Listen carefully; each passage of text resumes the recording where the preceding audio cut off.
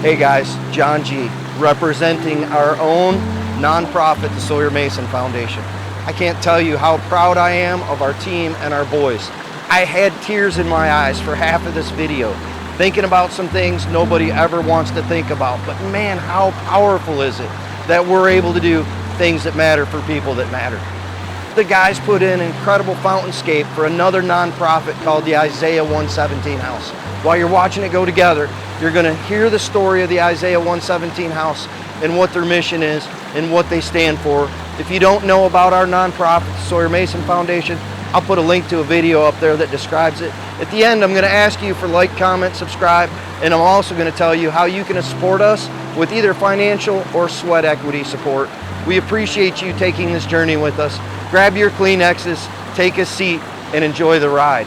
This is one for the books. I'm Andrea Townsend, and I'm our program coordinator for the Isaiah 117 House here in our East region. And we take care of children that are in the foster care system that have not found foster placement yet. We really try our hardest to lavishly love on the kids that are in state's custody that don't have their forever family. So we want to be that safe haven for them. We had this little boy, he was a teenager, and these smallest things just speak volumes to them that we overlook. I walked in one day, he had very little belongings, but they were very important to him, and they were very dirty and torn and stained, and so we took them to wash them, and we folded them, we pressed them, like we just made them smell great, and we brought them into him, and he just started crying. And this is a big macho teenage boy, you know? Right. And he was like, "Did you wash my laundry?" And we were like, "Yeah." He was like, "It smells so good." I said, "Yeah, bud." He was like, "You really do love me, don't you?" And I said, "Absolutely." Those things hurt, but just something as small as washing a kid's laundry, you know? And I don't know why that resonates with me and sticks with me so much, but that is one of my favorite stories. We're a nonprofit of faith, and we feel like it's our calling to take care of children. That's what God has called us to do. So our number one mission is just to lavishly love on those children who don't have lavish love in their family, to keep them safe and to protect them, and just show them that there's somebody that cares for them. So DCS, which is our Departments of Children's Services, when a child is removed from their family or whatever situation they were in, they would come and wait in the office.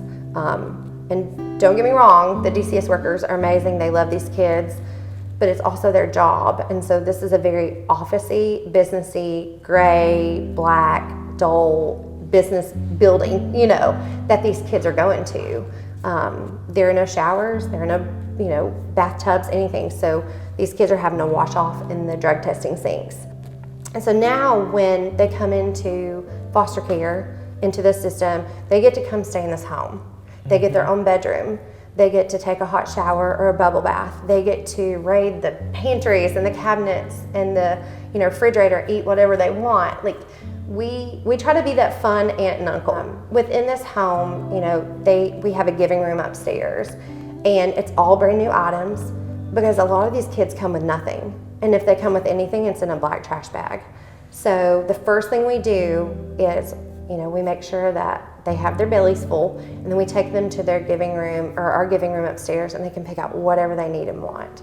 So we're just trying to remove that trauma of that day and just show them lavish love. I mean, there's shelves and shelves of brand new clothes, brand new toys, brand new blankets, anything that you can think of, backpacks, school supplies. And then sometimes kids don't feel like they're deserving of it, and they'll just kind of stand there and they already think they're nothing and that they don't matter. And so those are the kids that we love on extra special and a lot more, and just say, "Hey, this is yours and you can have it, and we love you. We want you to get what you need." This sweet girl, she was 17, and she ended up not finding her forever home. She phased out of foster care, turned 18. But with all the odds stacked up against her, just seeing the community come around her, she got her CNA early. She graduated high school early. She has her own place now, and she's 18, almost 19. Right. You know, how does that happen? And so that's just kind of one of my favorite stories of just turning her life around when all the odds were against her. Personally, like my family, we're an open foster home, and we have a little foster baby that we actually got to adopt. But like, if you don't know, you don't know. And that's what we've come to find within this nonprofit world, and people don't know. And so within the state of Tennessee, there are almost 9,000 children in the foster care system. In our East Region bubble alone, we have a little over 1,000 kids. In Anderson County alone, we have, I want to say 200 of those kids and only 60 open homes. So if you do the math, Right. where are 200 of these kids within these 60 homes? And so I think word of foster care has gotten out a lot more. We've seen a lot of growth, but it's still such a big need, such a big need. I mean, no child should have to phase out when they're 18 and not have a home or a family. So I think the foster care crisis has started to, you know, to have more awareness, but it's not there yet. Right. And we have so many kids that need a home. We can't do it on our own, and we're not a permanent fix at all. All we know is that we get up each day, we say a prayer for these kids, we love on them the best that we can, and then, you know, God has to handle the rest because we can't do it all. But I will say, just the beauty that comes out of all this trauma, I don't want to say the trauma's worth it. It's not, it never is. Right. But, you know, the community that comes together, the friendships that come from it, there's so many blessings and so much hope within all this turmoil. And that's what we choose to hold on to. Guys, how sick was that? Is that not an absolutely incredible water feature that our team put together out there? It's going to change a lot of lives. It's going to do great things for kids who are in a dark place. It's going to do great things for volunteers who are stressed out from helping kids that are in a dark place. I can't tell you how much this job has touched my heart. This is where I ask you for stuff, peoples. Like, comment, and subscribe down below. You can donate a little, you can donate a lot, you can donate your time. The links are down below for the Sawyer Mason Foundation, as well as the Isaiah 117 house. If you want to give money, click those links and do it. We need you to make a difference in the world. The gift that keeps on giving, that would be you all. Also, if you want to donate your time, you can hit my website up. That link's also down there for Modern Design Aquascaping.